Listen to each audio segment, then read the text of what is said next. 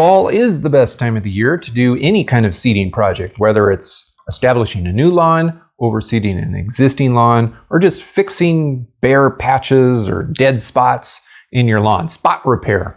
Right now, I'm growing some fescues here in the garage in pots as experiments, but I'm also seeding. This right here is a Kentucky 31 tall fescue seed. I'm not seeding a new lawn. I'm kind of halfway overseeding my hill yard, and I'm halfway fixing bare spots in the hill yard. I'm using a Kentucky 31 tall fescue because it is a full sun and it's kind of drought tolerant, and it's going to work well for the spot that I have. Generally speaking, cold season grasses, you're going to be putting a larger volume of seed down, whether it's on a patch or overseeding or creating a brand new lawn space. Like, the physical volume of seed is going to be more. Kentucky 31 and turf type tall fescue, and honestly the fine fescues, you're going to end up putting down anywhere between 5 to 9 pounds per 1,000 square feet for a new lawn. Now, if you're going to be overseeding, you might cut that in half. If you're overseeding a pretty thick lawn anyway, you might even go to 1/3 of that. If you're overseeding a lawn that's quite thin, then you might do 2/3 of that. So I don't know, if you're going to make a brand new lawn, say 8 pounds per 1,000 square feet. If you're overseeding a thin one, it might be 6.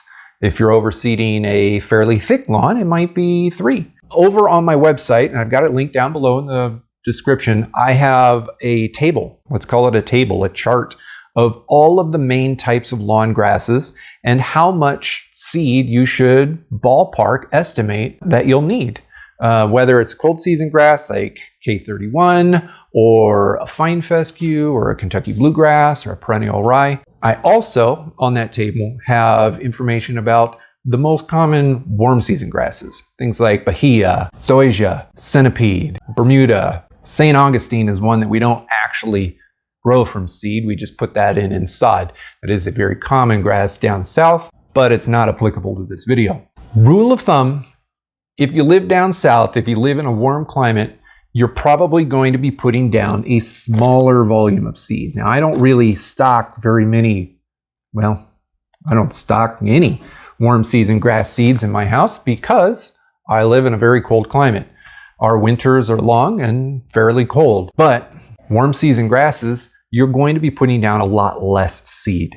Generally speaking, the only warm season grass we're going to be putting down a solid volume is Bahia grass. Bahia grass, you're probably going to want to estimate about 6 to 10 pounds for every 1,000 square feet. But the other varieties are more in the 1 to 2.5 pounds per 1,000 square feet range.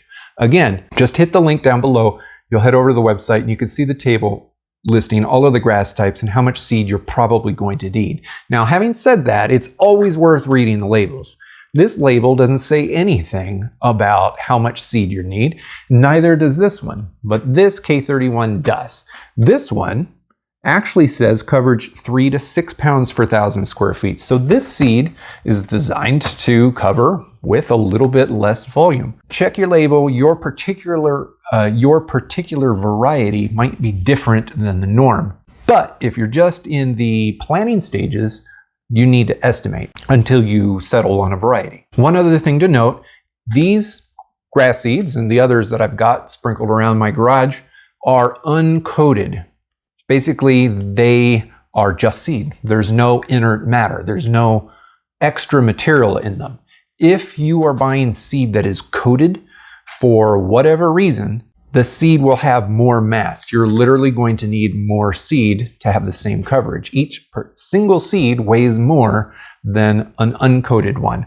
So if you are planning to buy a coated seed for, let's say, water retention, you're going to need to estimate more poundage for every 1,000 square feet that you're covering. Also, if you are not planning on mixing the seed in with peat moss or some other planting medium, you are far more likely to lose some seed to erosion or birds. Quite honestly, birds are the thing that get my seed more than anything else. If you are not going to be covering it up, you also need to round up because not all of your seed are going to germinate, and not all of your seed are going to last long enough on the grass to germinate. They will be eaten. That happens to me all the time. The last point to bring up is if you plan on watering extremely frequently and very light, when I go and I put seed down, I go out there about 6 times a day and I water these things by hand. It's very easy for me to do. But if you work out of the house and you're watering it by hand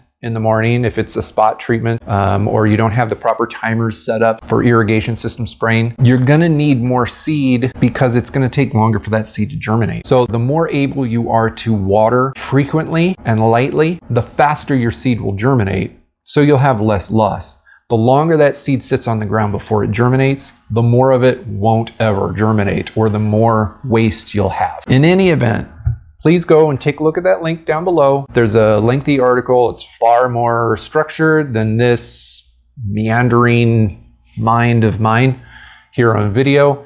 Take a look at that. That's got a lot of information that you'll need and that you'll want as you're planning your planting, as you're planning your grass, as you're planning your grass planting season, whatever. And then if you did find this video helpful, please hit the like button, please subscribe. I've got lots of videos coming out that are all on planting grass seed, watering the grass seed, dealing with it, fertilizing it, feeding it, and cool little tests like this. This has nothing to do with my lawn, but it does have everything to do with growing grass and growing seed.